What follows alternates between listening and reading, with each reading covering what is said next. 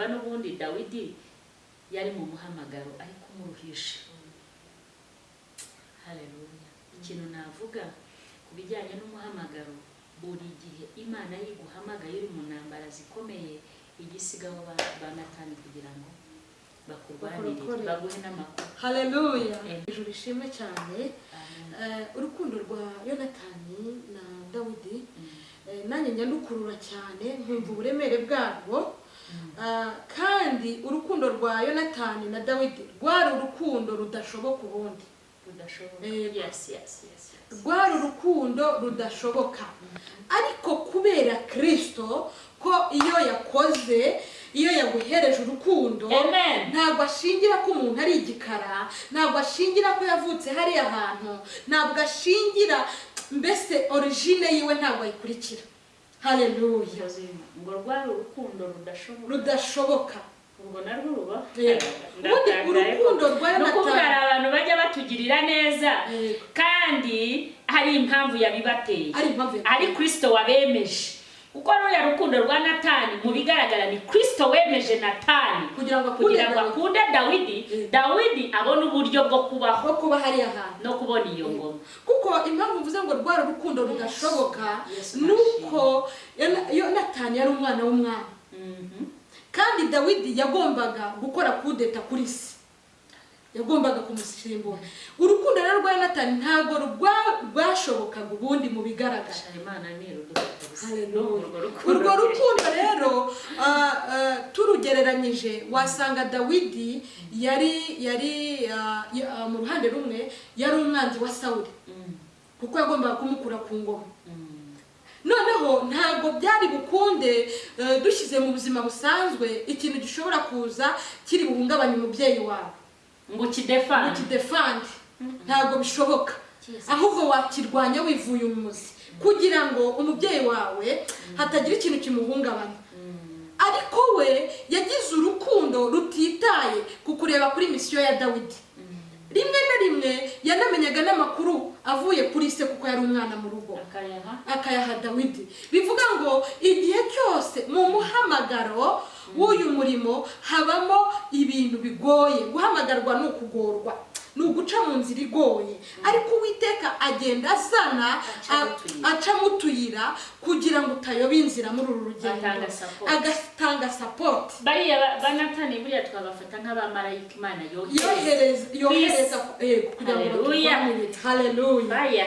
Bituma rero Natani aba inshuti na Dawidi kugira ngo Dawidi abashe kumenya iby'ibwami. Kandi icyo tubivukuremo mbonye Natani yaje ari marayika.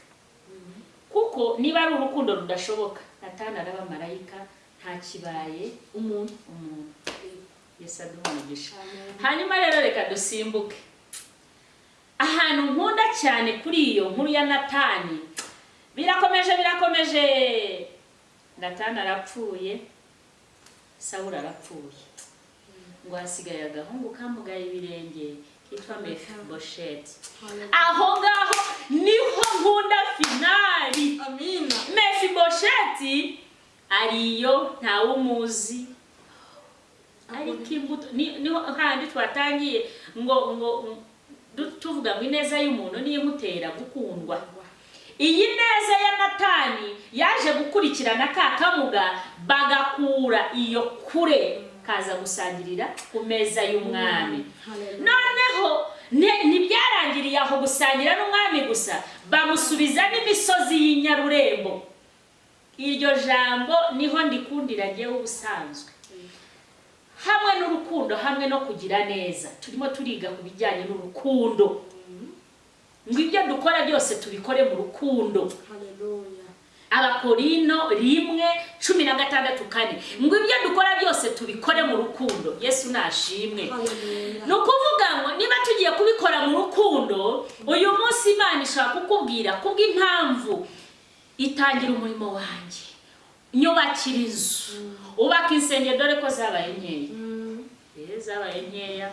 Dukeneye insengero nyinshi, guplanting insengero nyinshi. Imana ikakubwira kora ABCD. Ariko kuri kondisiri miravuga ngo ineza y'umuntu niyo imutera gukundwa.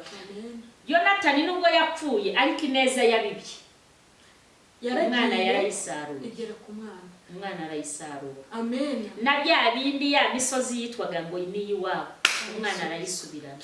Si ibyo gusa, Imana imuha n'abaja. Iyi Mana ni nziza. Uzi ko Imana idatuma abantu baruha. Ibizingo n'abaja turabakeneye.